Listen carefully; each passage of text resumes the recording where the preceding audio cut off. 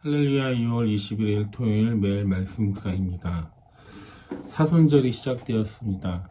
사순절 기간 동안 예수님의 십자가 사랑을 다시 한번 깊이 묵상하는 귀한 시간이 되시길 바랍니다. 오늘은 시편 107편 10절에서 22절까지 말씀 함께 읽겠습니다. 사람이 어둡고 캄캄한 곳에 살며 고통과 쇠사슬에 묶이는 것은 그들이 하나님의 말씀을 거역하고 가장 높으신 분의 뜻을 저버렸기 때문이다.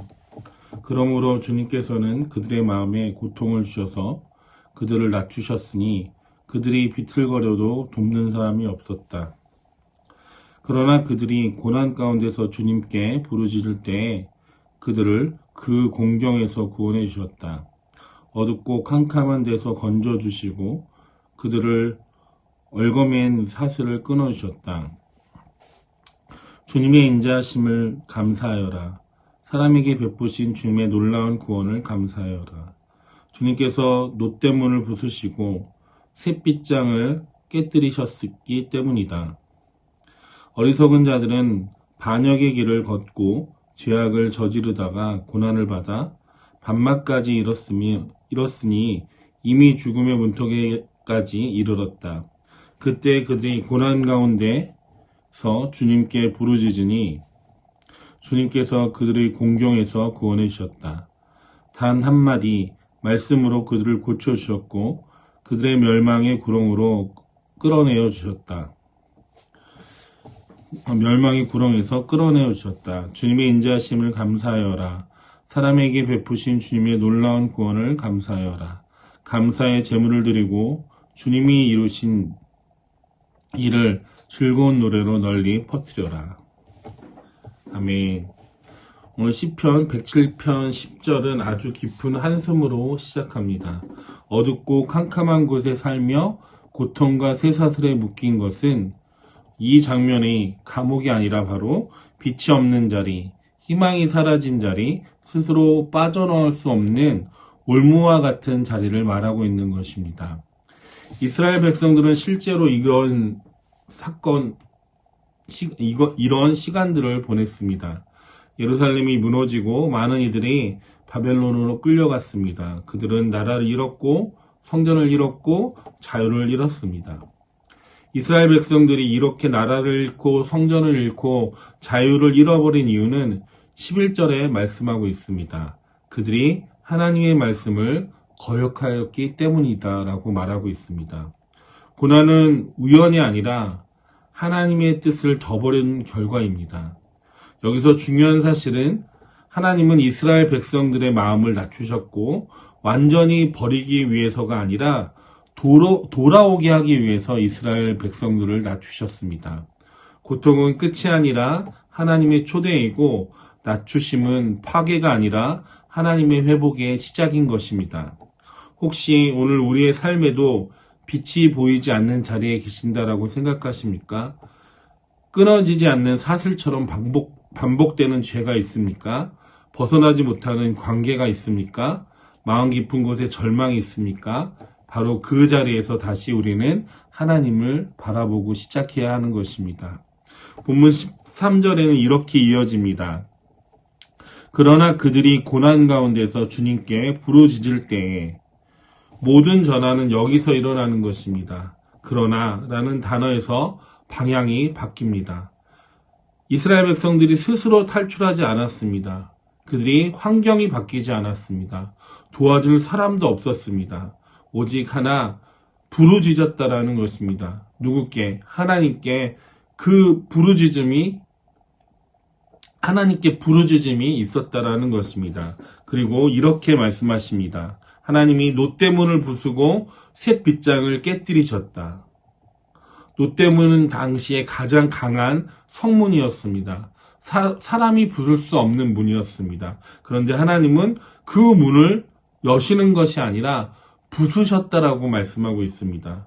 저와 여러분이 넘어지지 못한 벽이 있다면, 습관의 벽, 중독의 벽, 두려움의 벽, 상처의 벽이 있다면 우리는 그 문 앞에서 좌절하지 말고 하나님이 그 문을 산산이 깨트리신다라는 것을 깨닫고 하나님께 부르짖어야 되는 것입니다. 구원은 가능성의 문제가 아니라 능력의 문제인 것입니다. 그리고 능력은 하나님께 있음을 우리는 고백하고 하나님께 부르짖고 나가야 할 줄로 믿습니다. 17절 말씀의 장면이 바뀝니다. 이번에는 질병입니다. 어리석은 자는 죄악을 저지르다가 고난을 받아 죽음의 문턱에까지 이르렀다. 밥맛이 사라졌습니다. 생명의 의욕이 사라졌습니다. 죽음의 문 앞에까지 갔습니다. 그런데 또다시 같은 문장이 나옵니다. 그때 그 고난 가운데 주님께 부르짖으니, 그리고 20절에 이렇게 말합니다. 단 한마디 말씀으로 그들을 고쳐주셨다. 이 표현은 매우 강력한 표현입니다. 치료가 길어지지 않습니다. 과정이 길지 않습니다. 말씀 하나로 하나님께서 모든 것을 해결해 주셨다라고 말씀하고 있습니다. 하나님의 말씀은 창조 때의 혼돈을 질서로 바꾸셨고 이제는 병든 인생을 다시 세운다라고 말씀하고 있습니다. 저와 여러분의 살 길은 환경의 개선이 아니라 하나님의 말씀에 있다라는 것을 우리는 깨달아야 합니다. 어둠을 이기는 것도, 죄사슬을 끊는 것도, 죽음에서 건지는 것도 오직 하나님의 말씀이라는 것을 굳게 믿으시기 바랍니다. 시편 기자는 15절과 21절에 두 번이나 반복해서 이렇게 말하고 있습니다.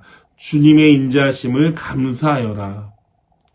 여기서 인자하심은 변하지 않는 하나님의 사랑을 말하고 있습니다. 조건이 아니라 하나님은 언약을 말씀하고 계십니다. 공로가 아니라 하나님은 은혜를 말씀하고 계십니다. 하나님이 우리를 구원하신 목적은 우리가 다시 살도록 하기 위함일 뿐만 아니라 하나님 앞에 감사하도록 하기 위함입니다. 감사는 단순히 예의를 갖추는 것이 아니라 구원받은 자로서의 하나님 앞에 고백을 의미하고 있는 것입니다.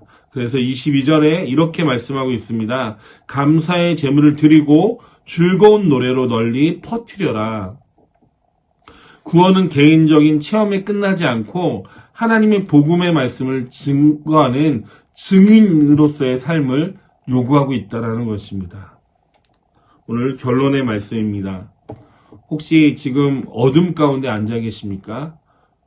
혹시 죄 사슬에 묶여 계십니까? 혹시 내가 죽음의 문턱에 자리에 있다라고 느끼십니까? 그렇다면 오늘 시편 107편 10절에서 22절의 말씀을 고백하시길 바랍니다. 고난은 끝이 아니라 하나님께 부르짖을 수 있는 시작이며 하나님이 구원하심은 말씀 하나면 충분하다라고 고백하시기 바랍니다. 하나님께서 저와 여러분의 구원하시기 위해서 놋대문을 부수시는 분이고 새 빗장을 깨트리시는 분이고 말씀 한마디로 살리시는 분이라는 것을 다시 한번 깨닫고 고백하시기 바랍니다. 오늘 우리가 해야 할 일은 단 하나입니다. 하나님께 부르짖는 것, 그리고 그 하나님 앞에 매달리는 것, 그리고 나를 구원하시는 그 구원하시는 하나님을 신뢰하는 것, 그것뿐인 줄로 믿습니다. 어둠보다 더 큰 빛을 우리에게 주실 것이고 사슬보다 더 강한 말씀을 우리 가운데 주실 것이고 죄보다 깊은 하나님의 인자하심을 우리 가운데 주실 줄로 믿습니다. 그러므로 오늘 우린 이렇게 마지막으로 고백하기 원합니다. 22절 말씀처럼 21절 말씀처럼 주님의 인자하심을 감사하여라. 사람에게 베푸신 주님의 놀라운 구원을 감사하여라. 이 고백이 저와 여러분의 고백이 되기는 주님의 이름으로 축원합니다. 기도하겠습니다. 사랑의 하나님 감사합니다. 우리의 인생은 어느 때 고난이 오고 힘든 일이 있어야지만이 하나님을 찾고 부르짖습니다. 그리고 다시 하나님께서 주시는 은혜를 공급받습니다. 이렇게 죄된 인생이 반복적으로 하나님을 멀리 있다가 다시 찾고 또 하나님 앞에 돌아왔다가 또 죄를 짓고 이러한 반복적인 인생이 아니라 이제는 온전히 하나님 한 분만을 바라보고 하나님께서 주시는 구원의 은혜에 감사하며 찬송할 수 있는 인생이 되길 원합니다. 우리 인생이 언제까지나 하나님 곁에서 하나님을 예배하고 하나님을 찬송하며 하나님의 말씀 가운데 거할 수 있는 우리의 모든 인생들이 되기를 주님의 인생들이 되기를 기도합니다. 모든 것 감사드리며 예수님의 이름으로 기도드립니다. 아멘.